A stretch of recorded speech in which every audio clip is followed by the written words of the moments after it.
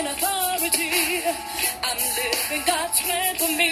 I'm a mother, daughter, Thank you for tuning in to WDRB Media, the voice of the community, the only station giving you double the information and inspiration. You're listening to Total Woman, and I'm your host, yours truly, Pink Warrior. I know it's still early. It's really not lunchtime yet for some of you. So if you're at work, grab your headsets so you're able to listen to what we have planned for you today. Get your favorite drink, whether it be green tea, alkaline water, your favorite juice or smoothie. Sit back and relax and enjoy what we have for you today. Good morning. This is Pink Warrior, and guess what? I am on vacation, but I stopped in for a few minutes this morning to give you a lineup of our August events, the interviews that I will have and the ones that I would do in August will be poets and authors, people that desire to write a book. And I want to share with you, did you know who Helen Keller was? You know, Helen Keller, she was blind, but she wrote her first book when she was 87 years of age. So I come to tell you today, you still have time to write your book. My cousin, she's a younger cousin. I'm not going to call her name.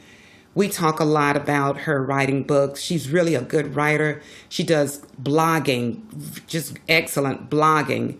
And she texted me the other day and she said, cousin, where do I start? I really want to write this book, but where do I start? And this is what I said to her. I said, number one, make up your mind that this is what you want to do. Because if you're going to write a book, you've got to put a lot of your passion into that book, and you have to have a passion for what you're talking about.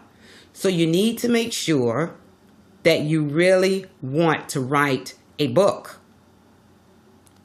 Number two, I said, you need to have enough content. I have people that would call me because back in 1999, I wrote my first book, and it was published in 2000. I started a publishing company in 2000. It was called Chosen Word Publishing Company. And I published probably over 100 books for different people, but it's very stressful because if you're publishing for people who don't understand writing a book, it's hard to get it in print because it's going to get rejected.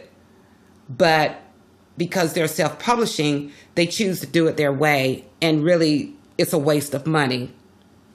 So when I went through breast cancer, I landed on a second set of feet with new passions, and I stopped publishing, but I began to publish for myself, and I've published for the women who have a voice and they want to get the word out about cancer or diseases or sickness, you know, the illnesses. So you got to have a passion for what you're doing. And you got to know how to listen.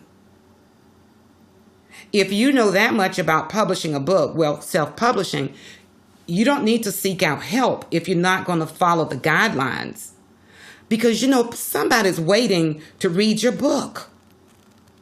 You have a word in your mouth that somebody is waiting to hear. So it's no turning back. It's no, oh, I think I'm done. I'm not going to write this book. Guess what? You just answered your own question. You are not a writer, and you do not need to write books if you can give up on a dream or a passion or a purpose that easily. Find a special quiet place to write and concentrate. Try to go to that space every day when you write. Make sure it's quiet. You cannot write and concentrate on babies screaming, telephones ringing, So you really have to take it on as a job, like a part-time job. Do not give up your job. Don't give up your full-time job. And some other things I wanted to discuss today before I go back to what I was doing, because I said I am on vacation. If you are in the process of writing a book, you got a manuscript, find an editor. Not an English teacher, a real book editor. And I will discuss this more in August about writing books, how to start, different websites to go to. And I also would suggest that you do a lot of research. If you want to state your opinion, you may need to write a blog. But this is a book. You are either changing somebody's life or you're damaging somebody's life. So be careful. Understand copyright. We're going to talk about that. Copyright, there's a law. You just can't take somebody else's work and use it. And don't expect people to come and knock on your door and ask for your book. And that's a possibility. You can write a book so interesting, so good, that people will seek you out. And in the midst of writing your book, please do not volunteer yourself to be on the bestsellers list. That's nothing to play with. There are people that earn a right to be on the New York bestsellers list or any other bestsellers list, and you not sold but one book, but in your marketing, you list that you are on a bestsellers list. Please don't do that. It's sort of called exaggerating, and that don't look good. It's not a pretty picture. But I will tell you about a time when I went to South Africa, went with a church, and my pastor said, yes, you can bring your books. I had written some books, and when I took the books, I took them not to sell. Be wise. Use wisdom. You don't go to South Africa trying to sell books, especially the neighborhoods that we were visiting. We visited a lot of schools where there were children. We visited a lot of churches, and I would give my books away, randomly give the books away. So we were at a hotel, and yeah, it was a 5-star hotel. So someone came to my room and said, there's a man and his daughter downstairs looking for you.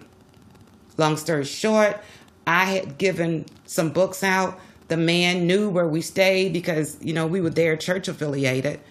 And he wanted his daughter to meet me. I got to talk to her and encourage her to write books. And I signed her book. And that was a good time. But it's going to be times, you may have to give a book away. Everything's not going to be about making money.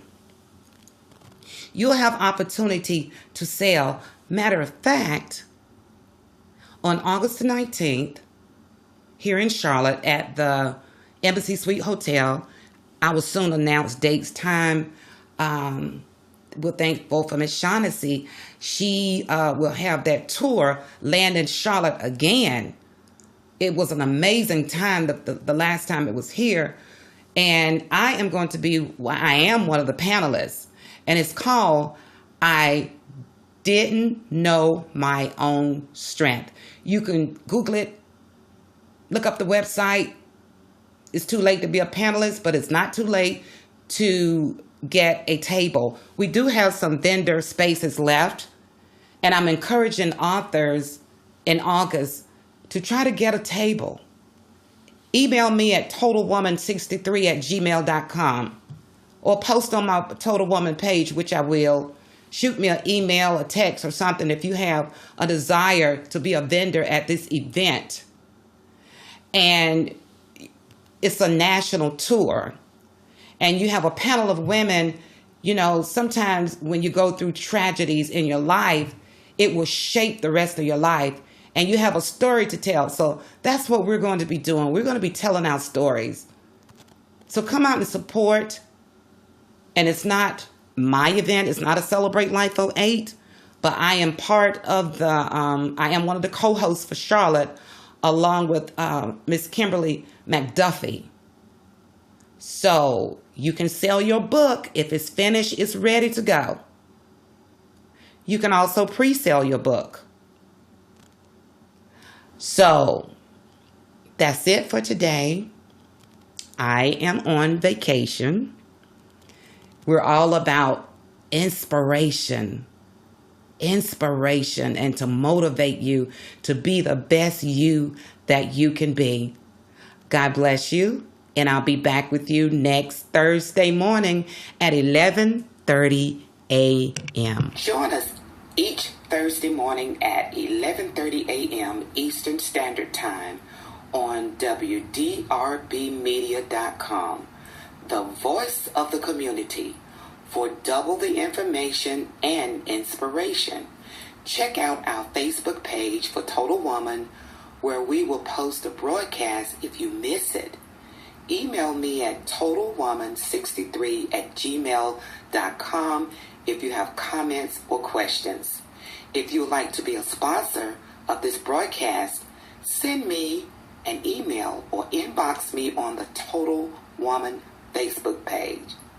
Make sure you have given your best today, because your best is all that you owe.